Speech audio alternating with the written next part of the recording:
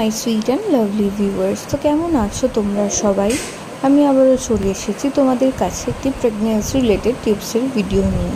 তো আজকের বিষয়ে কথা বলবো, যদি গর্ভাবস্থায় তোমরা দেখো তোমাদের শরীরে হেয়ারের রিগ্রোথ হচ্ছে এবং প্রচণ্ড পরিমাণে চুল থেকে শুরু করে হাতে, পায়ে এবং পিউবিক এরিয়াতেও লোম বা চুল দুটোর পরিমাণ অনেক বেড়ে গেছে, তো তাহলে কোন সন্তান হয় সেই বিষয়ে আলোচনা করব।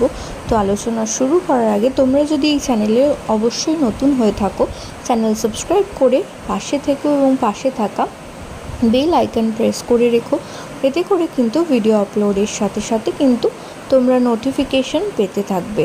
তো তোমরা যদি দেখো তোমাদের থ্রু আউট প্রেগনেন্সিতে তোমাদের 5 মাসের পর থেকে এই লক্ষণ সম্ভবত প্রকাশ পাবে এবং প্রচণ্ড পরিমাণে মাথার চুল থেকে শুরু করে গায়ে, হাতে, পায়ে তোমাদের যে নর্মালি লোম থাকে তার থেকে যদি দেখো যে বেশি পরিমাণে হাতে পায়ে লোমের সৃষ্টি হচ্ছে এবং নতুন নতুন লোমের সৃষ্টি হচ্ছে, তাহলে কিন্তু তোমরা ধরে নিতে পারো তোমাদের গর্ভের আগত সন্তান কিন্তু পুত্র সন্তান আসতে চলেছে।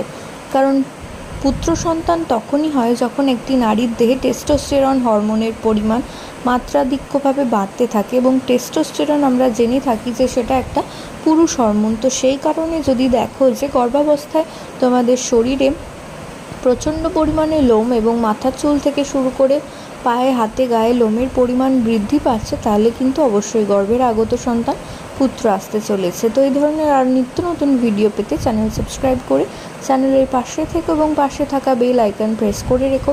এতে করে ভিডিও আপলোডের সাথে সাথে তোমরা নোটিফিকেশন পেতে থাকবে।